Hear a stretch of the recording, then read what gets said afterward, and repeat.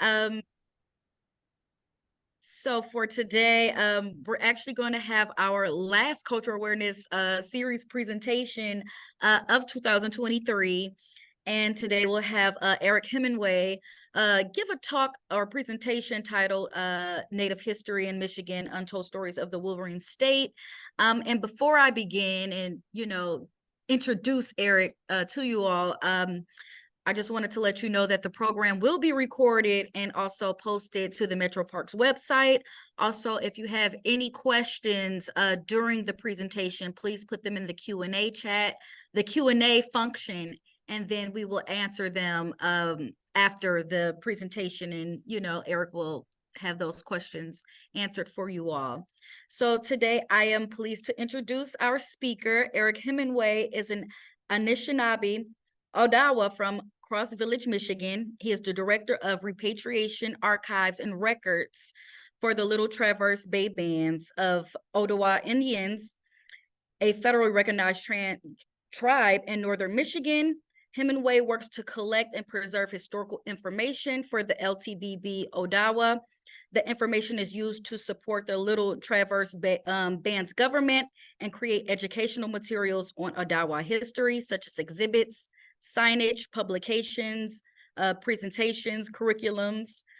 He has worked on numerous repatriation of Native human remains under the Native Americans Graves Protection and Repatriation Act, NAGPRA.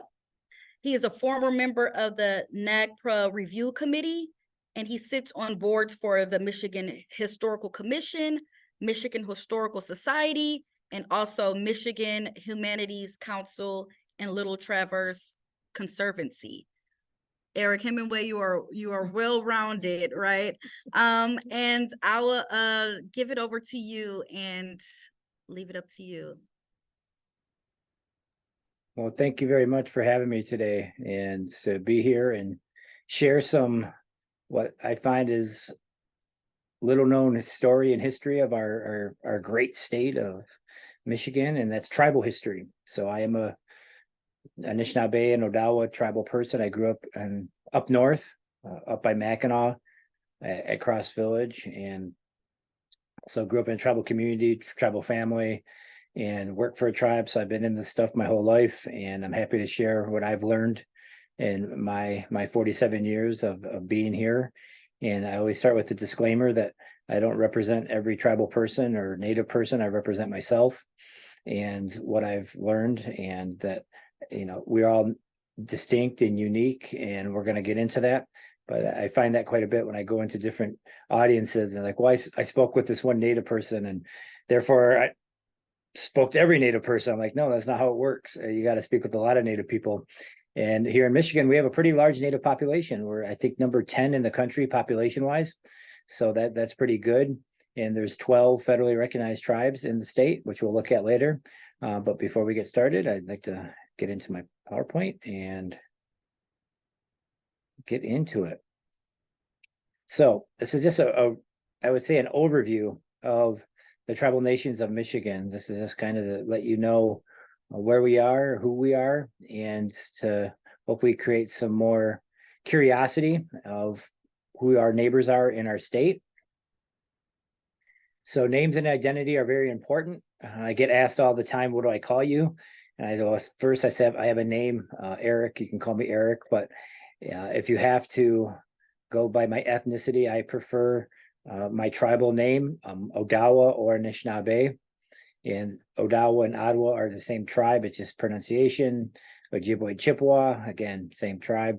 Potawatomi, Potawatomi are the same nation. And a term that I get ahead of myself, I think most people know, but most don't, is Anishnaabe. That's plural, and Anishnaabe, that's singular. And that is the Odawa, Ojibwe, and Potawatomi together. We make up the Anishnaabe. And that's how I primarily self-identify. But again, you could talk to 10 different Native people, and they're going to give you 10 different answers on how they all self-identify, and they're all correct. I'm not here to say, how somebody self-identifies right or wrong. That's not, I feel, the right thing to do. But I just want to give you some awareness of how people are self-identifying in Michigan. So these are Anishnaabe terms, native words in the first part, then Native American, American Indian, First Nations, Indigenous, and Indian. These are all Western terms that are used to label and identify Native people in this country. And they all have some good, some bad, in my opinion. And so, for example, Native American, we were Native people here first. And so a lot of Native people I've talked to prefer to honor that, being here first with their tribal name. And American Indian, Indian is a really, really complicated word. It's a legal term. It's in the Constitution. It's in the Declaration of Independence. It's in laws. It's in treaties. It's really hard to move away from the word Indian because it is a legal term. But at the same time, it's not an accurate term because we are technically not in India. And this term came from a guy named Christopher Columbus when he was sailing across the Atlantic in 1492, a pretty well-known story. And he landed in the Caribbean and he thought he was in India because that's where he was going to. So he landed in this place that was completely native with the Arak and Taino people. And he just said, these are Indians, without getting to know them and just labeling them as such. And that name, that term has stuck ever since for the last 500 years. So it's a deeply embedded term in American society. And it's a very complicated term, but it's also a legal term. So I'm trying not to use the word Indian in my talks, but I catch myself all the time saying, the Indians over here or that Indian. It's very complicated. Indigenous is a word that's being used a lot more in a lot of different circles, meaning First People. And then First Nations is really owned by the Canadians. This is the term that they use to describe their native populations as First Nations. So, and I didn't put Aboriginal on here because that's, in my mind, almost exclusively used for Aborigines in Australia. So we have the top terms being native words from the state, Anishnaabe words, and then the latter half being Western words to look at Native people. So it's there's a lot going on and just the words and identity. But these are what's commonly used in our state of Michigan. So we have a very long history here in the state of Michigan. And depending on who you talk to, the story goes back to the very beginning, time immemorial, day one, creation, the genesis of the Anishinaabe people within the Great Lakes. And this is a painting by a very well-known Ojibwe artist from Canada called Noble Morosu. His work is very well known across the world and often imitated but never duplicated. But Noble, this is his Sky Woman painting, and there's multiple creation beliefs within the Anishinaabe of the Great Lakes. And the Anishinaabe are found in Ontario, Michigan, Wisconsin, Minnesota. Historically, they're in Indiana, Illinois, Ohio. So a lot of territory. The Great Lakes, the entire Great Lakes region is Anishinaabe homelands that we share with other tribes, such as the Ho-Chunk in Wisconsin and Menominee, and in the eastern part of the Great Lakes, the Haudenosaunee, which is the League of Iroquois. But the heart of it, Michigan, has always been Anishinaabe, Odawa, Ojibwe, and Potawatomi for thousands of years. So it depends on who you talk to, you'll get different stories. So many of the stories that I've been told have learned over time deal with the beginning of the Anishinaabe people in the Great Lakes. There's various creation beliefs. And as one of my elders told me, all creation stories are true. Just concentrate on what you're trying to achieve in your own belief system. So that really stuck with me. And one of the creation stories is called the story of Sky Woman. And there's certain rules to these stories, so I can't tell the story. I don't have permission to tell the whole story. But part of the story is that the first Anishinaabe person was created on Mackinac Island by Sky Woman. So Mackinac Island is very well known for its as a tourist destination and horses and fudge. and so on, but there's a much deeper story to Mackinac Island than that, and that's the one of Sky Woman. And there's another creation belief that we migrated from the east thousands of years ago. But I've never heard any Native person in talking about their history, and I've been all over the continent about the time we came from Asia and crossed the land bridge at Alaska and then came down. That's a very Western theory on how North America became populated with people. And I've never met a Native person who subscribes to that, so to speak. And there was a very fascinating find in New Mexico this year where they found footprints preserved. And these footprints were over 23,000 years old.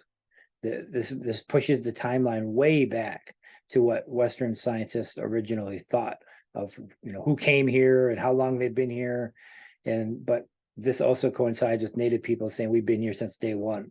And so it's interesting when we have these finds of how, keeps pushing time backwards, but that also correlates with Native people's beliefs on how long they've been here. So very long history here in the Great Lakes. And we never left. And I think that's a very powerful message that Native people in the Great Lakes in Michigan, I should say, in Michigan, the majority of them are still in their homelands. And we'll get into the difficulties of staying here in the 19th century with Indian removal. But I just want to put this out there, where it begins. It depends who you talk to, but many beliefs are that we began here in the Great Lakes. So when I'm asked, what is home? My home is Cross Village, which is at the very, very tip of the Lower Peninsula by Mackinac. So I'll see if I can get right up here. So that's where my home is right about there. And I currently work and live in a place called Harbor Springs. It's like right there. It's all in Emmett County. So I'm quite a distance from everybody in southeastern Michigan. But when somebody asks me, what is my home overall, I say Gitchagumik, the Great Lakes, because the Anishnaabe people live in all these areas. Like I said, Ontario, Wisconsin, Ohio, Minnesota. This whole area is our ancestral homelands. And I like this image because it's a satellite of just the earth and the water. There's no roads, no state lines, no county lines. It's just the land. And that's what I really think about of Anishnaabe homelands, is this area. And the Anishnaabe, the Odawa, Ojibwe, and Potawatomi are distinct from other tribes. We speak different languages than the Hopi from New Mexico. We speak different languages than the Seminole of Florida. We have different customs than the Cheyenne and Arapaho of Wyoming. And we have different beliefs and traditions, even with our neighbors in New York, the Iroquois and the Ho-Chunk in Wisconsin. We're not all simply Indians. We're not this one, homogeneous group that are all the same. There's similarities, of course, but we're all different in a lot of regards.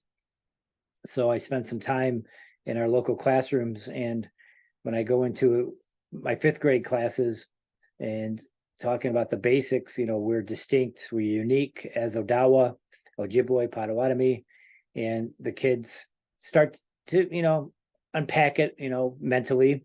And I ask them, like, if you got in a plane and flew to Europe and landed in Europe, are all the Europeans the same? They're like, no, the Spanish are different. They speak a different language than the Dutch. And, the people in Sweden are different than the ones in Germany. I'm like, exactly. So if you get back in your plane and fly back to North America and land, the same rules apply for the tribes. Different languages, different customs, different environments, different traditions, cultural beliefs. So we are all distinct in a lot of regards. But one thing that sets us apart as Anishnaabe people is our home, and that's the Great Lakes. This is the home base. So like Michigan, Superior, and Huron, Erie, all of this we've been here for a very, very long time. So like I said, we are not related to these other tribes. And we never lived on the plains. This is all, generated from media, from movies and TV shows, that all natives, all Indians ride horses. We all live in teepees. We all have these giant headdresses. and we all use totem poles. That's just not true. Yes, some tribes, have a very strong horse culture, like the Arapaho and Cheyenne and Lakota. But we didn't. We were paddlers. We lived on the water, so we were prolific in canoeing and navigating the great inland seas of the Great Lakes. And some tribes do use totem poles as part of their culture. We didn't. And this is a West Coast thing with the tribes that are in Washington State and Vancouver, all the way up to Alaska. The Tlingit, the Haida, very big into totem poles culture. I mean, literally these totem poles are 30, 40, 50 feet tall sometimes, and they tell stories and culture. We didn't do that here, but you still see them around, whether it's outside a restaurant or a store, that there's this appropriation and taking of Native culture that's been happening for quite some time, and just kind of putting it together into this really misleading package of, Americana, pop culture, or just some type of draw or branding. It's appropriation operates in a lot of different ways, but that's why you let you know that the Anishnaabe didn't do any of this. And in some parts in our history, we actually went to war with some of these tribes, like the Lakota and the Iroquois. So there's this often misnomer that all the tribes got along. That's not true. We did fight with each other at times over land and resources and personal beefs, just like people all over the planet. So this is just some stereotypes I just want to get dispelled about the Native people here in Michigan. So I pulled this map, or we reproduced this map from Helen Tanner's Atlas of Great Lakes Indian History. It's a wonderful book. It's all maps of the Great Lakes between 1640 and 1870. I often say this is one of the 5 books I won't live without in terms of work. I always have it. And it's great because it shows all these people. So this is, Indian villages circa 1810 in the Great Lakes. And you can just see that Native peoples are everywhere from over 30 different tribes. And on the key on the left is kind of hard to read, but just shows all the different tribes that are in the Great Lakes region, and we're everywhere. Especially Michigan at the heart, southern Michigan and the Saginaw Valley, lots of Ojibways. My people, the Odawa or the Odawa, are going all the way down the west coast into the Grand River. And then the Potawatomis are in southwestern Michigan. And then the Upper Peninsula, for the most part, is Ojibwe. There's some Odawa villages on the northern shores of Lake Michigan by Manistee and Big Bay, Denok.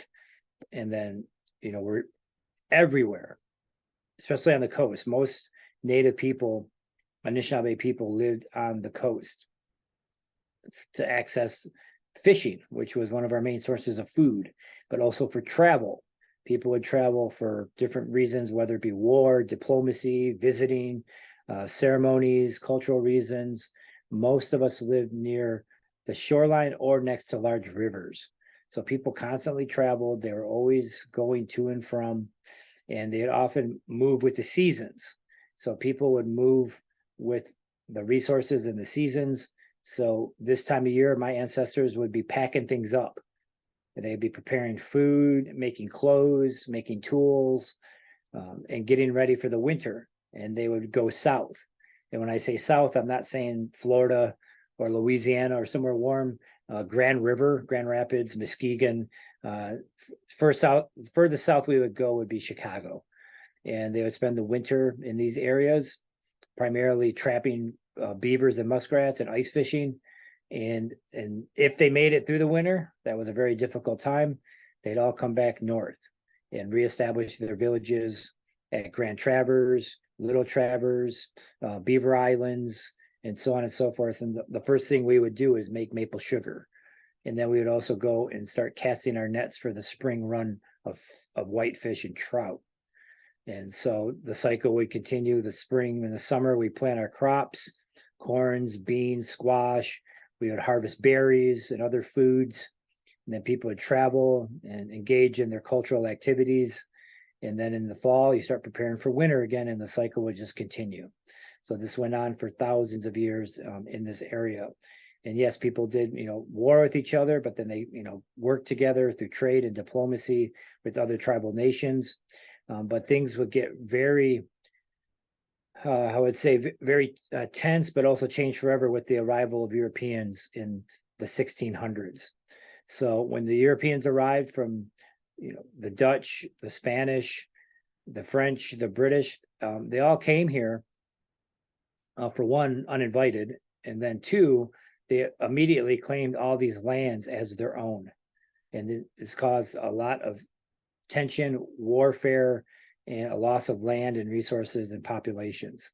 So this is just a snapshot of about 200 years after contact with Europeans. And the numbers are still pretty good at this time in terms of village sites, but the numbers population-wise had dropped pretty drastically due to smallpox, measles, and influenza.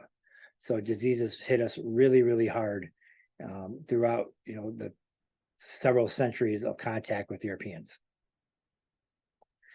So the Odawa, they're from the upper Great Lakes. They're primarily northern Lower Peninsula and the islands. Were known as travelers and traders, fishermen, hunters, farmers, trappers. We talked about what foods really sustained us. Corn and maple sugar and fish were the main sources of food. And then one archaeological report that I was reading, the scientist, the woman who was doing the work, she estimated that corn and fish made up 70% of our diets historically. So that's what we were putting in us, and that's what was all around us. Some of our prominent leaders from the 1800s and 1700s are a Siganak. He was a Odawa war chief from here in Little Traverse up in Emmett County. And him and Mukmanish was also a war chief during the War of 1812. And they were both fighting against the Americans. So most people don't realize that during the War of 1812, there was a massive native coalition fighting against the Americans along with the British. And two of our guys from this very area were part of that coalition, a Siganak and Mukmanish.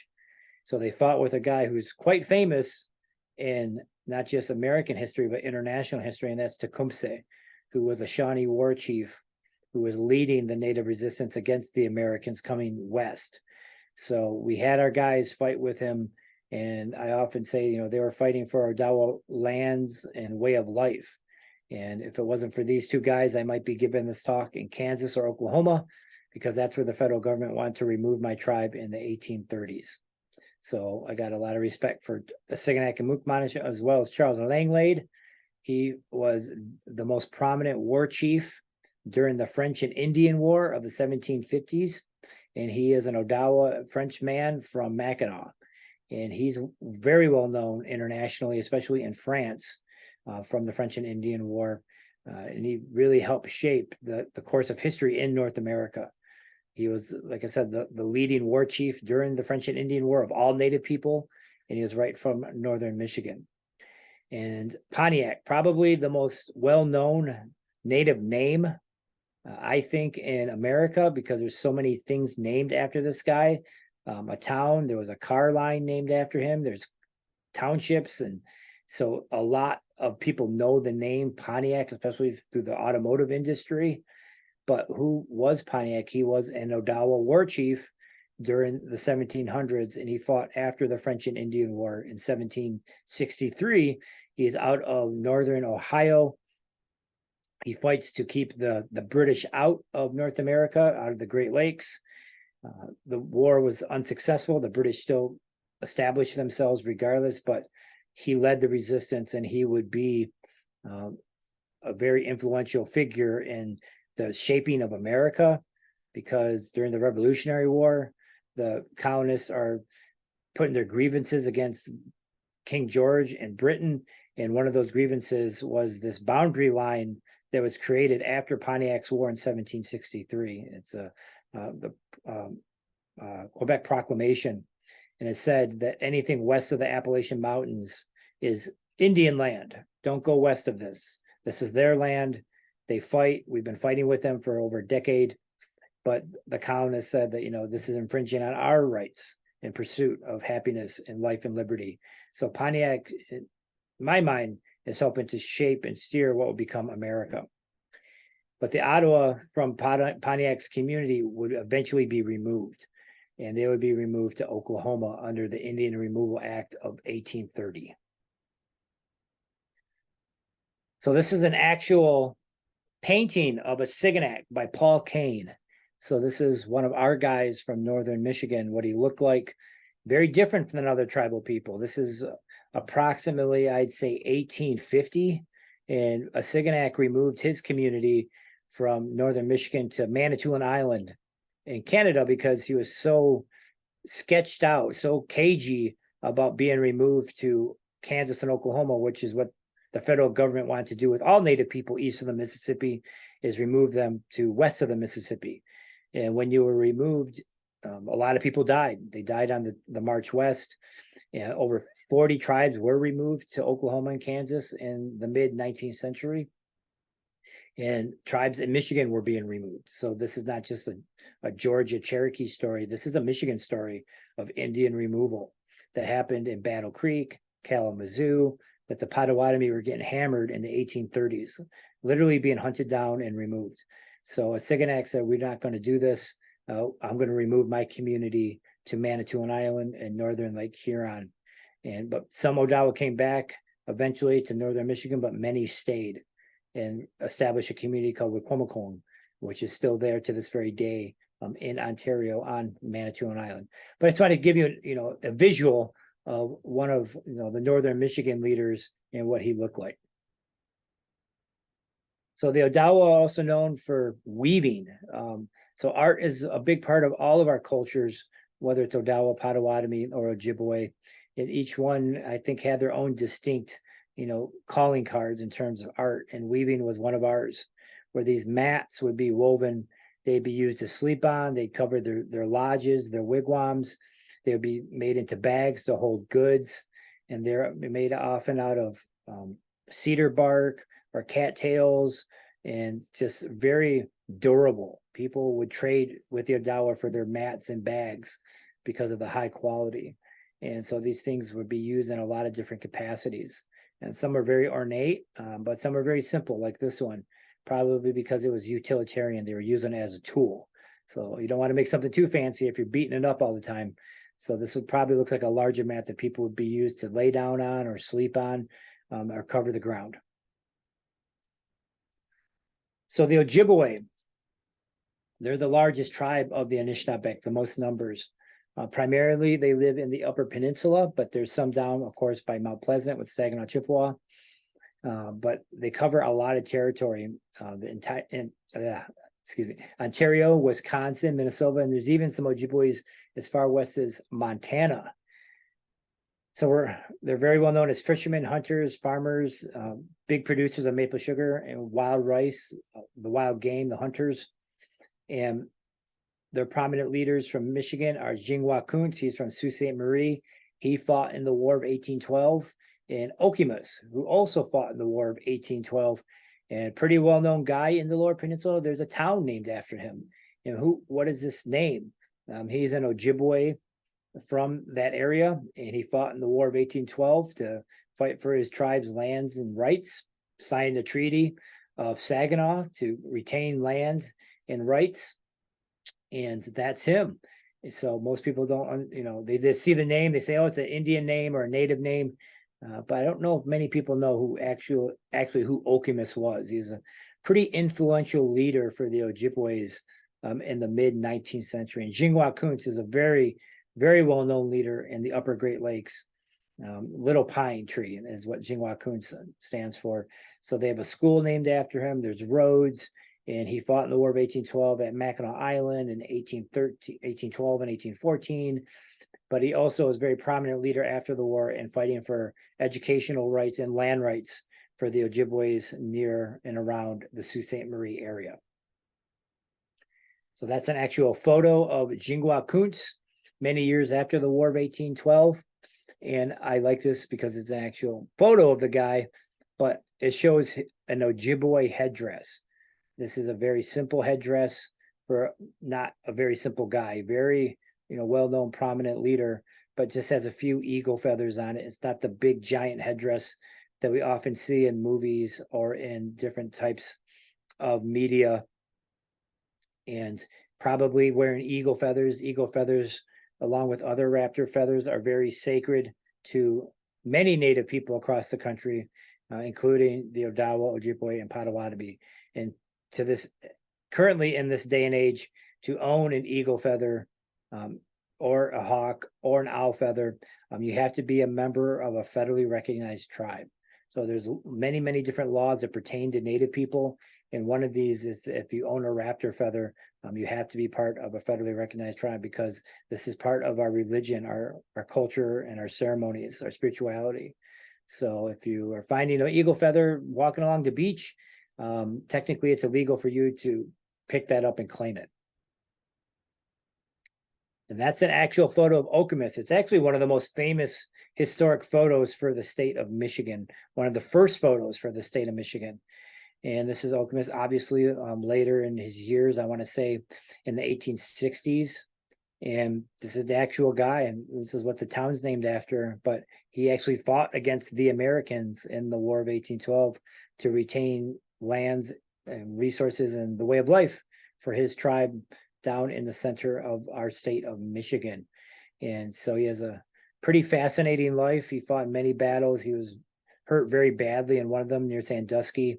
And as the legend goes, he would show his battle scars when asked later in life. I guess he had a few of them. And the fact that he survived is quite remarkable. But like many of these leaders during this time period, they weren't just simply on the war path. After the war ended, they transitioned pretty seamlessly into being diplomatic leaders that would negotiate treaties, that would create reservations, retain lands, but also avoid removal to Kansas or Oklahoma.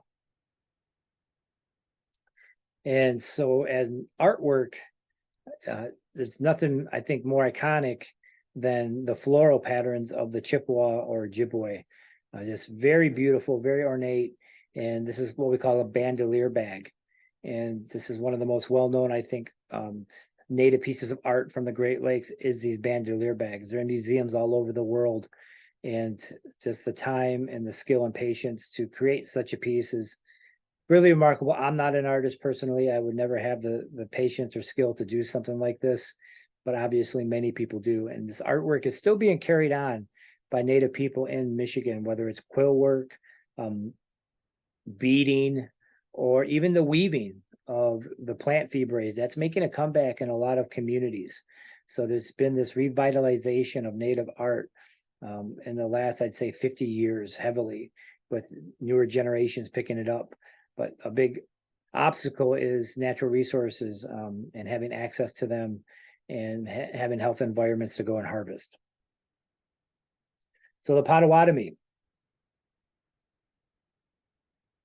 they're primarily in southern Michigan. They're also in Wisconsin and Indiana, and many were removed to Kansas and Oklahoma during the removals of the 1800s.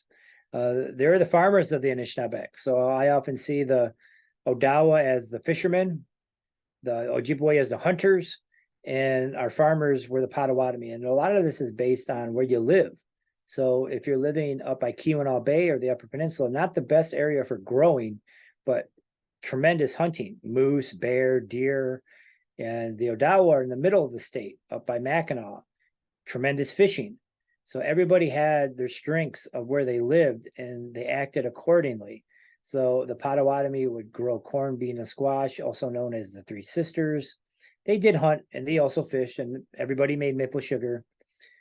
And some of their prominent leaders are a guy named Leopold Pokagon, Mad Sturgeon, and Mampoosh or Maimpak. Mad Sturgeon and Maimpak fought during the War of 1812. All of these guys were allies against the Americans. And Leopold Pokagon is a really remarkable individual, where he has a tribe named after him, the Pokagon Potawatomi. So he did something pretty serious. And what he did was keep the tribe in Michigan. They were threatened with removal in the 1830s, along with all the other Potawatomi. And Leopold went and secured a written opinion from a Michigan Supreme Court justice saying we have the legal right to remain in Michigan under these treaties that we signed with the federal government. And when General Brady came to evict Pokagon from his village in, I believe, 1840, Leopold came out with that letter, and it literally stopped the removal of his community to Kansas. So just a really courageous individual with a lot of vision, and you get a tribe named after you for when you do things like this. So these are some of the guys that were part of the Potawatomi history, and this is Simon Leopold's son, Pokagon. So this is from the Newberry Library. So this is Simon. He was a leader in his own right, following in the footsteps of his father Leopold, and that's what he had looked like when he was an elder. So there's a lot of, like I've been mentioning, a lot of conflict with the Odawa Potawatomi and Ojibwe, with these people coming in and claiming lands as their own. And it started almost immediately when people from Britain, France, and later the Americans were coming into Michigan and claiming these lands. And the tribes fought back, and they fought back for decades on keeping their way of life in their lands. These conflicts in my mind started with the French and Indian War in 1754. That concluded in 61. Then we get into Pontiac's War, 1763. And then we get into the Revolutionary War of 1776 to 83. And the Odawa and Ojibwe and Potawatomi fought in the Revolutionary War against the Americans. And then we fought against the Americans again in Little Turtles War, 1790 to 94. And then finally the War of 1812. So for almost 70 years, the Michigan tribes were fighting against the Americans to keep our lands, essentially. And this is at the Canadian Museum of Civilization. And this is a war canoe, a replica war canoe, about 3 feet long, carved by Siganak, one of our guys from northern Michigan. And in this canoe is all the war chiefs who fought with Siganak in the War of 1812. Mukmanish, Mukade Penase, Macoons, Siganak is in there. And I really like this because it's a great learning tool, that what the guys look like, their tattoos, their face paint, the canoe itself, their hairstyles, everything. These are my guys. And if it wasn't for them, like I said, I'd probably be talking to a crowd in Kansas about the day we got pushed out. So again, removal was a reality for all tribes in this country in the 1820s, 30s, and 40s. But primarily it was a focus on Eastern tribes to get them west. There was a federal law called the Indian Removal Act that removed over 200,000 natives to Oklahoma, Kansas.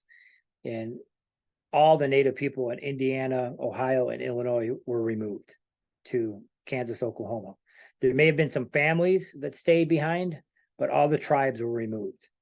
And removal was going on in, like I said, Kalamazoo and Battle Creek in the 1830s. So this isn't just a Southern story, it's a Northern story as well. So there's multiple Potawatomi groups, tribes that were removed, and this is just one of them. And this is a map from the National Museum of the American Indian, and it shows this community of Potawatomi being marched, on September 4th, and eventually ending up in Kansas on November 4th, for 2 months. And I think there was 700 Potawatomi on this removal, and 38 died. Most of them were children and elderly people, because they just couldn't handle walking, this journey at this time of year. A lot of people died from starvation, exposure, sickness. And so this is what most tribes are dealing with in this part of the country at this time. So the fact that the Michigan tribes, for the most part, avoided removal is quite remarkable. And they did this through good leadership. They signed treaties, but also had to make a lot of concessions and changes within their own life in order to avoid this fate. So this is how Michigan becomes Michigan, and also how many other places in the country become their own states. And these different colored areas represent different treaties. These are government to government agreements. And the tribes made these treaties with the federal government on different levels for different reasons. But in Michigan, it's all about staying home. So the big yellow area is the Treaty of 1836. And 6 different tribes signed that treaty, including here at Little Traverse, Grand Traverse, Muskegon, Grand River, Mackinac, and Sault Ste. Marie.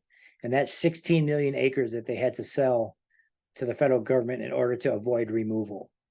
The area that represents you all downstate is the Treaty of Detroit, 1807. Different tribes signed that treaty for different, resources, different rights. The pink area is the Treaty of Saginaw, 1819. This teal area is the Treaty of Chicago, 1821. And then this is the Treaty of La Pointe, 1842. So all these different tribes had to sign these treaties in order to avoid removal. That's the backdrop for all of this. So without the agreements, you got removed. And so in doing so, they established different rights for themselves for future generations, like hunting and fishing and lands. So people ask all the time, Eric, how come the tribes can fish, with nets, or they can spear or shoot deer in September? Like, well, my ancestors retained those rights during these treaties. And this also leads to what we call a trust relationship, a federal relationship with the federal government. And that trust relationship established certain rights for self-governance. So like we have our own police, we have our own natural resources, we have our own courts that for tribes that are federally recognized. And so this is why we have these rights, and the rights retained and not privileges granted. Those are 2 terms that aren't exclusive to each other, but they're often used in the same conversation. So a story that has really come forward in the last several years is Indian boarding schools. And these schools were all over the country. There was over 400 of these schools, and Michigan had 5 of them. These schools operated from 1879 until 1983. And thousands of kids went to these schools. And the goal of these schools was to, quote unquote, civilize the natives, civilize the savages. And this was just a long running goal of Europeans and Americans in this country to change us, to civilize us, to bring us into a civilized state. And it accumulated in the creation of these boarding schools. And these schools were, like I said, there's 400 of them. They were everywhere. Michigan had 5, and some of them were government schools, government staff, government buildings, but many of them were churches, denominations, mainly Catholic, that received federal money, and they boarded these students. So this is a photo from Harbor Springs. There was a boarding school in Harbor Springs, and it was a Holy Childhood of Jesus Indian boarding school, and it did not close until 1983. And there was another large boarding school in Mount Pleasant, the Mount Pleasant Industrial School, that closed in 1934. So this has impacted every single Native person across the country in one way or another. I did not go to a boarding school personally, but somebody within my family did. But the fact that these schools, the goal of them was to eliminate language, Native culture, traditions. Every Native person feels that to some degree. So these schools, these stories are coming out. There's a federal investigation under the Department of Interior into these schools currently. So if you want to learn more about it, I encourage you to start there first. So after the War of 1812, these policies are implemented to change us, called these civilization policies. We have treaties. We have to deal with Indian removal, relocation, boarding schools. There's a loss of language, land, and children after the War of 1812. And these boarding schools, remove kids. Sometimes they live at these schools for 7, 8 years. So these family nucleuses are being taken apart. Tribes are being disenfranchised and displaced all over the Midwest, including Michigan. And a lot of Indians are suffering from extreme discrimination and poverty in the lands that once offered them in abundance. We have a restriction on natural resources that leads to some pretty quick and difficult adaptations. For thousands of years, you're growing, you're hunting, you're fishing, and then within 1 or 2 generations, all of this is being just constricted. So people had to change very quickly, and it's been very difficult, but they did so to stay home. And then we've seen a land rush in the 1870s in northern Michigan, and this is when a lot of Native communities started to become the minorities. So we had our own land rushes here in Michigan. It wasn't just out west. And often these Indian lands are being illegally taken from their respective tribes. And here are some of the major laws that pertain to Native people. We were the last population to get citizenship with the Citizenship Act of 1924. There was something called the Indian Relocation Act that removed Native people from reservations into urban areas for work. So this was a good and a bad in a lot of regards. We had our own Civil Rights Act that most people don't know about. The Indian Religious Freedom Act, we had our own law to practice our religion openly. And the Native American Graves Protection and Repatriation Act of 1990. This law enables tribes to have their ancestral human remains returned to them for reburial along with sacred objects. So here's a map of where all the tribes are today that are federally recognized in the state of Michigan. We have, like I said, one of the higher populations in the country. Most tribes are in their ancestral homelands, and a few have been rearranged within the state, but the fact that they're in the state is still quite remarkable. When you consider just south of us in Ohio and Indiana, all those tribes have been removed to Oklahoma, Kansas.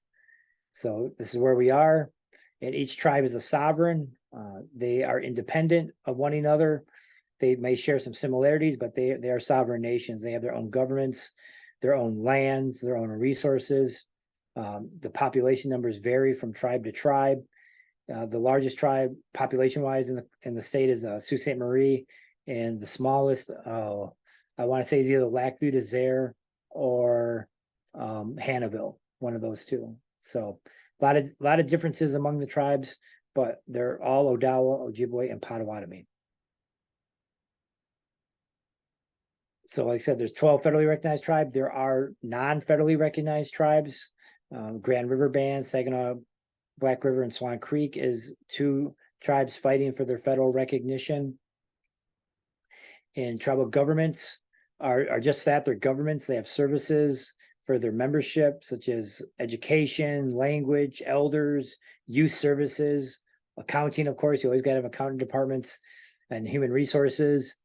But we also have, our treaty rights to fish and to live on these lands, tribal enterprises. A lot of tribes have their own businesses that go beyond the casinos. They own restaurants, they have gas stations, they have their, farms. And tribal lands vary from tribe to tribe, but some tribes have larger land bases than others, especially out west. But in Michigan, it's much smaller. And again, our populations vary from tribe to tribe. And with that, I am all done. And that leaves us some time for some questions, if there are any. I'm sure there will be. Thank you so much, Eric, for that powerful presentation, going into the history, also the beauty of Odawa culture and the art, and just the intricate breakdown of the different tribes and cultures. I really appreciate that, this conversation. I have a question, and it says, do you see parallels between the histories of Native Americans and other groups in the U.S., such as African Americans and Hispanic Americans, etc.? I see some parallels, but I hesitate to say that they're the same, because they're really not. I see parallels in the early 1800s, where there was actual bounties to catch and sometimes kill Indians. So they would have these bounties. In Minnesota, they had them. In California, they had them quite a bit, where they would, put a number out for people. Like if you killed, a native man, you usually got more money, like $200. And this is at the exact same time period where they're putting bounties out to catch runaway slaves. You catch this slave, it's $300 or $200. But on the flip side, with natives, they didn't want them brought back alive. They wanted to get rid of them. So there's similarities, but they're not the same. But yes, I do see that. And then, with the internment camps for the Japanese during World War II, they're rounding all these people up who were perceived enemies, even though a lot of them were American born, and putting them in these camps. They did a lot of that with Native people in the previous century, of capturing people and putting them in these areas that they couldn't leave. So yes, there's a lot of similarities, but I hesitate to say that they're the same. Thank you. We have another question. Did the people in the upper peninsula also travel across the lakes down to southern Michigan in the winter? I don't think so. Not as much. I think they moved more into Wisconsin, and I also think they're just a pretty hardy bunch up there, and they just stuck it out. And so I don't think they came, down south into like Grand River or Muskegon like we did, but I could be mistaken. They may have gone into southern Wisconsin to avoid the real, hard winters of the Upper Peninsula. Thank you. You mentioned the Atlas of the Great Lakes Indian History as one of your top 5 books. Can you share some or all of the other titles that are some of your top 5? Yeah. So that one, the Archaeological Atlas of Michigan by William Hinsdale, that's a good one. And then also Masters of Empire by Michael McDowell. That's a really solid book that I use all the time. It's a book very specific to my tribe. It's called The Way It Happened, Gajaweabuk, and that's by James McClurkin. But then there's also anything that's written by Louise Erdrich. All of her stuff is really good. She's an Ojibwe writer from Minnesota. Basil Johnson, any of his stuff is really good. So I can't really pinpoint one of their books, just all of their books. Thank you. That's awesome. In the picture of the children in the boarding school, were there only boys allowed? Nope, that was just one picture that I used. There was many, many girls. Yep. And they had old girls, young girls, old boys, young boys. Some students lived at the schools. Some went home at the end of the day. Some of our kids from Michigan went to schools out of state in Pennsylvania and Kansas, and most of them stayed in state though, but some of them did go out of state. So I'm still figuring out how they ended up out of state or even within these different schools. But this story is breaking in a big way in the last couple of years. And the fact that the Department of Interior is doing an investigation into this speaks quite a bit. So there's a lot of information coming out about these schools through the Department of Interior. So I encourage you, if you're going to want to learn more about this, that'd be the place I would start. Yeah. And what are your thoughts about how this information is or should be shared to the public by non-Anishinaabe? So this is a tough. I work with a lot of teachers and educators, and the information definitely needs to be shared. But I think the more you can, partner with Anishinaabe people in doing the sharing, the better. But I also am a realist and realize that that's not always going to be possible, that you can partner with an Anishinaabe person if you're a teacher or anybody else. So I think just taking the time to learn what you can, learn what is able to be shared, but then not take ownership of the stories and everything and say, now this is my story, or, appropriation, don't appropriate the story, or guide people to, people who are doing the work, resources that are available. So like if somebody asks you about boarding schools, like go to the Department of Interior and, go right to the source, or go to the tribe's website. Tribal governments have their own resources available on their own websites. There's Native student organizations at most of the major universities. They're always doing something on campus. So those are 2 places I would look to first. Yeah. Here's another question. How did Black people and Native Americans interact after Europeans ceased enslaving Indians? So each tribe's different in how they interacted with, the African populations that were being brought in. And many southern tribes like Cherokee and Chickasaw, they were intermarrying, with the Black populations. So up north here, we were so far removed from that. We didn't see a lot of, Black people coming our way, but we have some really awesome stories of, Odawas and Ojibways helping runaway slaves and getting them to Canada. So we're part of the Underground Railroad, where people would, Odawa and Ojibwe people would go to either Kalamazoo or Detroit in the 1830s and 40s and help, get people out of there and get them to Canada. So we may not have been neighbors with them like the southern states, but when we had the opportunity to help out, we did.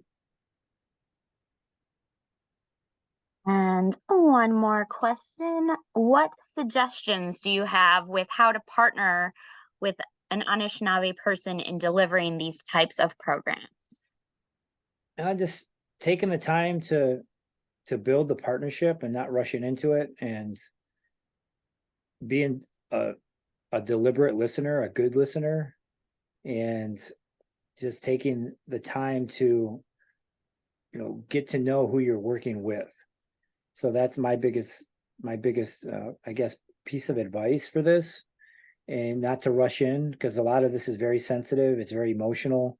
And we're still dealing with it, like the boarding schools and Indian removal. So just take your time. That's my biggest point. Just be deliberate, take your time. Yeah, thank you so much. Thank you so, so much, Eric, and also Maria for helping me moderate that. Are there any final questions before we wrap things up? Nope. Okay.